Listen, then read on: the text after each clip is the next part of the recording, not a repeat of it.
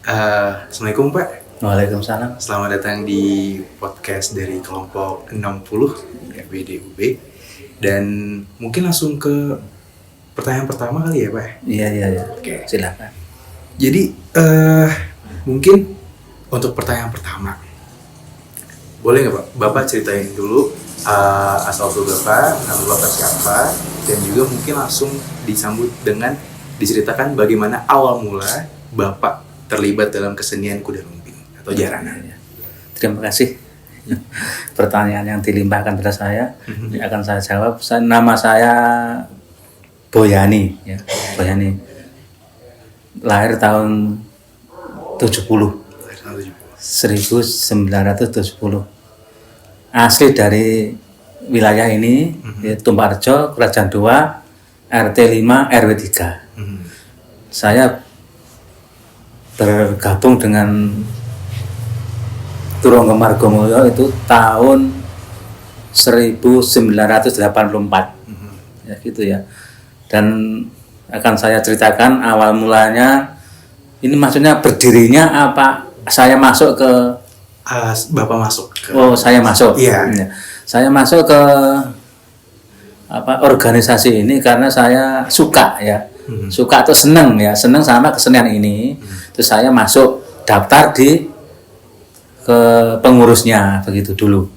Ya, tahun itu tahun 84 lah gitu. 84. Gitu. Karena saya suka dan senang gitu. Senang dengan kesenian ini. Itu. Oke. Untuk pertanyaan selanjutnya? Mungkin tadi Bapak menyebutkan nama kuda lumpingnya Turangga Margomulyo. Itu diambil dari mana ya Pak? Itu yang memberi nama itu seorang sesepuh sini. Jadi ya saya sendiri nggak ngerti maksudnya apa, saya kurang tahu. Itu yang memberi nama itu sesepuh sini. Itu ya sesepuh ya maksudnya orang yang mengerti lah gitu. Saya kurang tahu maksudnya apa, kurang tahu kan, saya ini cuma penerus saja gitu ya. Yang perintis atau yang pendirinya itu semuanya sudah meninggal. Ini cuma penerus saja. Nah, mungkin kalau dalam pentas kuda lumping Pak, kira-kira ada proses khusus nggak sih Pak sebelum akhirnya seseorang tuh bisa tampil pertunjukan? Maksudnya kayak persiapannya mungkin gitu. Kalau yang sudah saya alami ya, sebelum tampil itu ya, sebelum jauh-jauh hari ya latihan dulu, kemudian ada H-3 itu kan kumpul, terus nanti ada namanya pawang atau sesepuhnya itu nanti yang yang ke pesarean untuk yang pendirinya. Jadi minta restu lah, ya, semuanya itu mintanya kepada Allah, tapi minta izin kepada yang pendirinya gitu, untuk persiapan pentas yang akan ditampilkan nanti itu. Jadi izin lah, minta doa restu gitu. Izin ya. Berarti sebelum akhirnya kita tampil gitu ada prosesinya terlebih dahulu gitu. Iya. Termasuk izin itu tadi. Izin.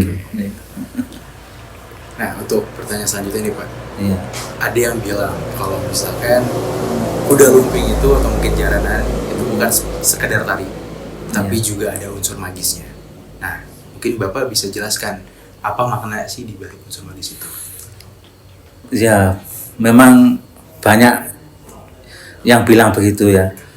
Tapi itu tidak semuanya. Ya kadang ada yang kuda lumping itu cenderung ada yang kesurupan itu memang ada. Tapi kalau di sini Turangga Margomulyo itu tidak ada. Sebab ini jalannya itu cuma pokoknya dibikin sebagus mungkin, tapi jangan sampai mencederai pemainnya gitu. Iya. Berarti kalau di Desa Tumbak Rejo sendiri jaranannya lebih ke kuda lumpingnya fokusnya ke kesenian ya, Pak. Iya, kesenian. Seni Iya, gitu. iya, seni. Seni. Oh. Iya. Tapi kalau di kuda lumping yang mungkin di desa-desa lain atau di tempat-tempat lain tuh ada ya, Pak, yang Iya, ada, memang ada. Tapi maksudnya secara fungsinya itu buat apa sih, Pak? Akhirnya ada yang pakai dukun gitu-gitu. Kan mereka itu pengen dikatakan wah gitu ya. Iya. Dikatakan wah ngono ya, gitu loh. Cuma itu. Oh, cuma itu aja. Iya, ya cuma itu. Wah gitu. Saya pikir awalnya kayak mungkin membantu dengan adanya dukun ini, membantu penampilannya gitu. Saya kira enggak. Soalnya kalau di organisasi saya ini memang ya khusus kesenian aja. Khusus kesenian. Iya, khusus kesenian.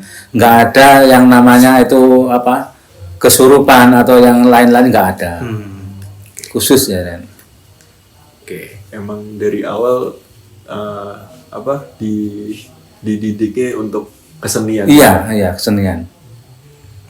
Kalau pelakunya mayoritasnya juga orang-orang sini aja ya, Pak? Iya, asli orang sini. Asli orang sini. Asli orang Temarjo. Oke. Nah, kan tadi Bapak juga jelasin kalau misalnya Bapak udah dari 84 ya, jadi masuk ke organisasi ini. Iya. Tapi mungkin Bapak kan juga dengar dari beberapa jaranan atau kuda lumping dari desa-desa lain yang mungkin emang menggunakan unsur-unsur magis tersebut. Jadi pertanyaannya itu adalah, ada nggak sih ritual atau pantangan tertentu yang Bapak tahu nih dan emang harus diikuti oleh para pelakunya seperti itu? Itu kalau di organisasi saya nggak pernah itu ya. Yang itu nggak pernah.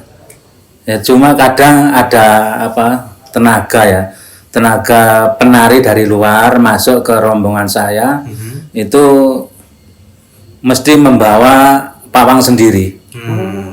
Iya, membawa pawang sendiri. Jadi nanti pamannya kesurupan, nanti yang mengembalikan rohnya itu ya orang tadi itu yang membawa itu. Berarti dari rombongan saya nggak ada, nggak bisa. Jadi satu orang kesurupan ya juga satu orang juga yang ya yang mengembalikan gitu. Berarti di sini tuh juga bisa ya, Pak? Kalau dalam satu penampilan nggak dari sini aja gitu Ya bisa. Oh gitu. Bisa. Geng. Bisa. Tapi Bapak sendiri pernah nggak, Pak? Maksudnya dalam satu penampilan teman Bapak gitu ada yang mungkin kayak gitu bawa pakai pawang gitu? Ada, ya pernah. Boleh Pernah. diceritakan nggak, Pak, ke teman-teman gimana gitu akhirnya pengalaman Bapak dulu gimana? Pengalaman saya tentang yang kesurupan itu kebanyakan itu waktu main itu pikirannya kosong. Waktu main pikirannya kosong, akhirnya ada roh yang masuk. Tanpa dipanggil ada roh yang masuk gitu. Akhirnya pawang di rombongan saya itu bisa mengembalikan. Kan nanti ditanya sama pawang, ditanya namanya siapa, dari mana kan gitu. Nanti kalau sudah bisa ngomong gitu, itu bisa dikembalikan. Berarti ada mediasinya gitu? Iya, ada itu. Tanya jawab saya sama pawangnya dengan pemainnya yang kesurupan itu. Tapi kalau dari asli dari rombongan saya itu nggak ada. Nggak ada. Karena murni kesenian tadi. Ya, murni. Oke. Berarti kalau tadi ngebahas yang pantangan-pantangan apa saja tadi, bisa diceritakan lebih detail lagi nggak, Pak? Tentang apa sih akhirnya tujuannya buat mungkin ke makam leluhur gitu-gitu? Maksudnya tujuan kan tadi Bapak menyebut. oh iya betul. Iya, Itu cuma minta izin saja. Murni. Minta izin, minta restu ya, bahwa ini kesenian ini bikinanmu ini mau saya tampilkan di sini, nah gitu kan. Minta izin, cuma minta izin saja. Oh, minta izin. Minta izin. Ibaratnya kayak sowan gitu gitu. Ya, minta izin. Oh, iya. Intinya cuma minta izin sama yang pendirinya gitu. Iya. Dan itu setiap dilakukannya setiap ada nantinya ada pementasan seperti itu ya Pak? Ya setiap ada orang yang membutuhkan lah, maksudnya ada orang yang apa? Nanggap lah gitu lah, ditanggap gitu. Kalau nggak ada ya enggak. Oke. Enggak. Biasanya kalau tanggapan itu kayak sebulan itu bisa berapa kali, Pak? Ya nggak mesti mas. Pasti. Nggak pasti. Tapi biasanya yang kayak nanggap itu orang-orang Tumpang Rejo atau bahkan sampai keluar gitu. Ya keluar daerah pernah. Di mana aja tuh, Pak?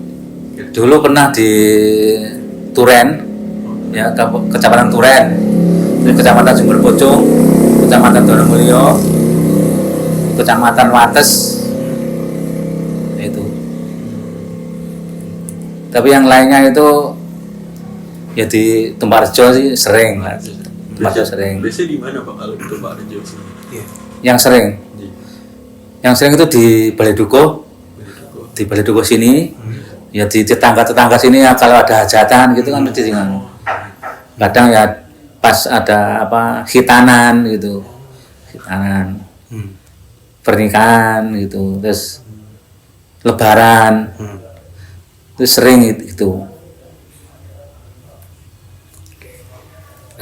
Nah, tadi kan kita juga udah ngebahas dari ada beberapa jalanan yang menggunakan unsur-unsur magis dan segala macamnya.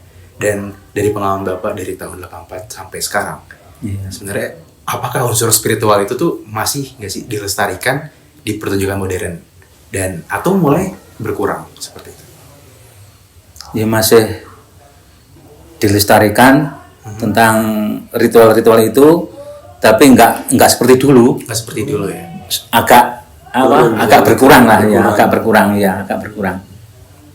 Ya masih terus ritual itu masih terus, tapi agak berkurang, tidak berkurang. Berarti dulu kuda lumping tuh lekat banget nih, Pak. dengan Iya. hal tersebut. Iya. Oke. Mungkin bagaimana sih, Pak, pengalaman Bapak dari dulu menekuni kuda lumping ini sampai sekarang tuh perkembangannya gimana, Pak? Apalagi sekarang kan udah zamannya udah mulai modern gitu, yang dimana anak-anak kan mulai beralih nih, Pak, yang dulu main-main gitu. Iya. Itu gimana, Pak, perkembangannya? Ini kan saya dari kerentak hati ya. Kerentak hati itu ingin melestarikan kebudayaan Jawa gitu ya. Jadi sejak dulu memang saya itu senang pada kesenian ini. Dan saya itu memang sudah berjanji supaya kesenian Jawa ini jangan sampai punah gitu. Kayak begitu. Nah, untuk anak-anak yang sekarang yang muda-muda itu agak beralih memang ya gimana ya. Peradabannya kan lain lagi ya. Kalau saya sudah berusaha untuk ya ini kesenian Jawa ini jangan sampai punah begitu aja, dilestarikan.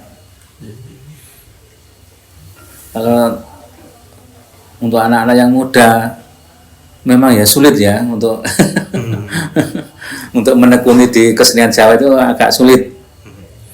Senengannya yaitu yang kayak apa yang sekarang.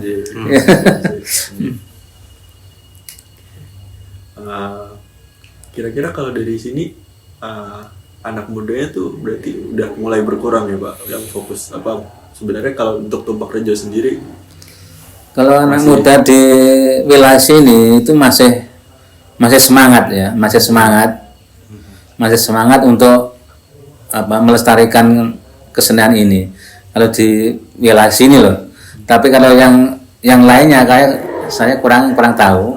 Ya.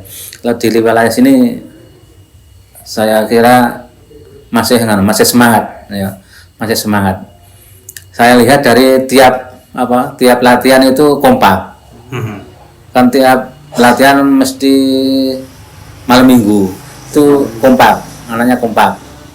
Itu kan mesti semangatnya masih ada gitu untuk melestarikan kesenian ini. Tapi lain daerah saya kurang tahu. Ya. Berarti untuk latihannya itu tiap malam minggu di sini? Iya, malam minggu. Mayoritasnya anak muda ya Pak? Iya, anak muda. Tapi untuk yang panjak atau yang tukang pukul ya sudah tua-tua gitu. Ya, sebagian ada yang muda, tapi ya yang muda banyak yang penari ya. Penarinya. Tapi kalau misalkan kita bahas lebih ke mundur lagi nih Pak ya. Iya. Sebenarnya asal muasal kesenian kuda lumping atau mungkin jaranan tuh kayak gimana sih Pak? Asal muasalnya dari yang Bapak tahu. Kalau di rombongan atau di organisasi saya ini dulunya ini maksudnya keseniannya apa rombongan ini? Keseniannya. Secara keseluruhan ya. Oh, keseluruhan. Kalau saya tentang itu saya kurang tahu. Soalnya saya kan cuma meneruskan saja. Kalau asal mula rombongan ini atau organisasi ini saya bisa membicarakan. Mungkin bisa dijelasin juga. Ini ya awal mulanya namanya bukan Turangga Margomulyo ya. Itu dulunya namanya Warga Rukun ya. Itu tahun 80-an. Tahun 80-an itu berdiri di Tumparjo, Kerajaan 2, RT 10 RW 3 di utara pasar sana. Ya, terus sana anggotanya agak kurang rame, terus pindah ke sini. Itu tahun 90-an mungkin. Iya, tahun 90-an. Di sini mungkin ada 4 tahun 5 tahun terus pindah ke RT 63. Dari RT 63 pindah lagi ke sini sampai sekarang. Terus itu yang menamai Turangga Margomulyo dari Warga Rukun itu namanya yang menamai itu Mbah Wiryo Sentono yang rumahnya di RT 63. Kemudian di sana Mbah Wir itu sudah sepuh, kemudian sudah meninggal, terus dipindah ke sini lagi sampai sekarang. Nah, untuk Mbah Wir itu sendiri, apakah dia seorang pendirinya atau apa ya Pak? Bukan pendiri. Cuma ketempatan ya. Ketempatan organisasi, bukan pendiri. Bukan. Berarti beliau yang akhirnya ngerubah namanya jadi. Iya, merubah dari Warga Rukun ke Turangga Margomulyo. Yang rubah Mbah Wiryo Sentono itu. Berarti semenjak pindah ya Pak baru ganti nama atau gimana? Itu tahun 90-an gantinya. Oke, berarti dari yang awal di sebelah utara pasar, lalu pindah ke sini. Ya, itu namanya Warga Rukun. Masih Warga Rukun. Berarti pas pindah ke sini juga masih Warga Rukun. Iya, Warga Rukun. Di awal-awal. Iya, di awal. Pindah ke sebelah mana tadi? RT 63, Mbah Wiryo Sentono. Iya. Itu dengan masih nama yang sama atau udah diganti? Digantinya di situ. Oh, diganti di situ. Iya, di situ. Mulai pindah di situ diganti. Diganti Margomulyo gitu. Akhirnya baru pindah ke sini dengan nama yang sama. Iya, tetap sampai sekarang. Itu berarti tahun 90-an. 90-an. Berarti nama ini tuh udah dari tahun 90-an gitu. Iya, sing Margomulyo ini. Sebelumnya Warga Rukun namanya. Warga Rukun. Itu dari awal terbentuknya kuda lumping udah Warga Rukun baru dipindah ganti nama ini nggak Pak?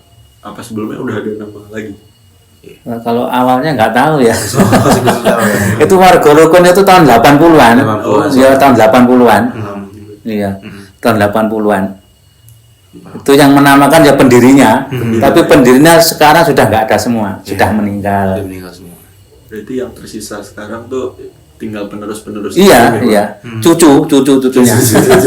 Cucu semua, saya juga cucunya. Oh iya, cucu. Iya. Berarti dari dulu Bapak nerusin dari keluarga ya? Iya. Dari keluarga. Iya. Paham. Ayah saya kan sebagai yang gambuh gitu ya. Gambuh itu ya pawangnya lah. Ayah saya. Berarti Bapak terinspirasi dari ayah ya Pak? Iya. Paham. Kan ayah saya dari Simo ya. dari Ponorogo sana. Oh, Ponorogo. Iya, Ponorogo. Ayah itu saya keluarga besar Bapak Ponorogo ya? Ponorogo. Lah ibu saya ya asli sini. Oh, jadi deket saya Pak, saya orang Ngawi soal. Ya. Nah, sepengalaman Bapak dari dulu sampai sekarang, kira-kira ada nggak sih Pak perubahan dari gaya atau kesenian kuda lumping ini sendiri? Ya ada perubahan sedikit ya Perubahan tentang tarian ya, tentang tarian.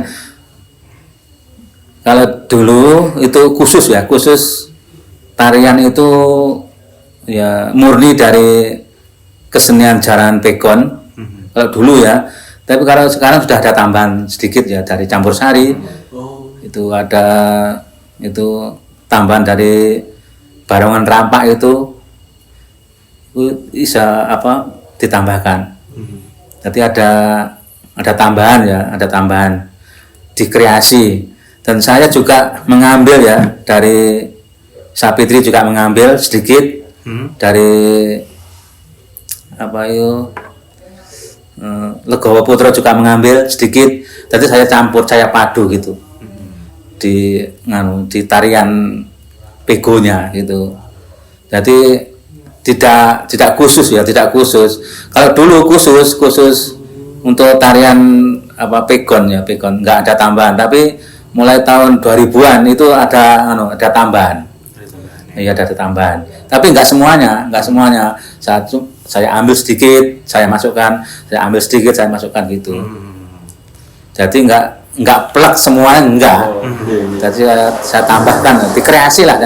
Iya, dikreasi. Tapi kalau untuk perbedaan jaranan dari Tupak Rejo juga dengan jaranan atau kuda lumping di daerah-daerah lain, itu perbedaannya apa sih Pak? Kalau tentang perbedaan itu biasanya yang menilai itu penonton, Mas. Kalau saya nggak ngerti. Yang menilai itu orang luar biasanya.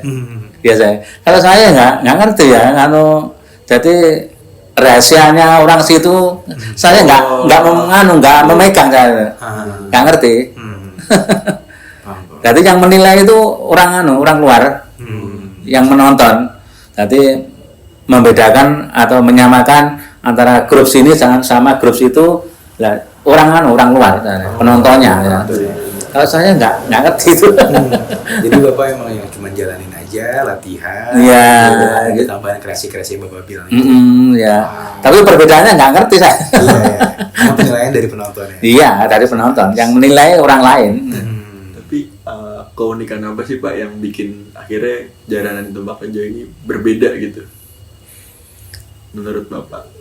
Kalau saya rasakan ya, itu dari kemurnian tariannya. Kemudian tarian. Iya. Kemurnian tariannya itu membedakan antara organisasi saya dengan organisasi orang lain. Paham. Ini kan ada yang murni ya, ada yang murni tarian dari pegon asli. Jadi nggak ada yang dirubah, ada di sini. Tapi kalau di grup yang lain, insya Allah itu sudah dirubah semuanya, dimodernisasi lah, iya, dirubah semuanya. Di sini masih mempertahankan itu ya Pak yang bikin. Iya, saya masih bertahankan yang murni. Yang murni ada satu tarian yang murni ada di sini. Itu emang udah dari dulu kayak gitu. Iya. Iya. Itu yang tidak dipunyai oleh organisasi lain itu yang murni itu. Nah, mungkin sebagai pertanyaan penutup juga mungkin ya Pak. Iya. Apa pesan dan juga harapan Bapak yang ingin Bapak sampaikan sebagai pelaku kesenian kuda lumping kepada para penonton mungkin? Ya, saya mohon supportnya ya dari para penonton, dari para pecinta jaranan ya. Dan saya mohon doanya supaya organisasi saya ini Turunggo Margomulyo bisa berkembang dengan baik dan bisa lestari sampai kapanpun. Amin. Ya, betul. Baik, terima kasih Bapak. Iya. Udah bisa berbincang-bincang. Iya. di Terima sini. kasih sama-sama. Iya, Iya. Pak. Mungkin untuk para penonton itu aja mungkin ya untuk episode podcast kelompok 60 di jalanan Kuda Lumping. Ya. Terima kasih semua yang buat nonton. Dadah. Dadah.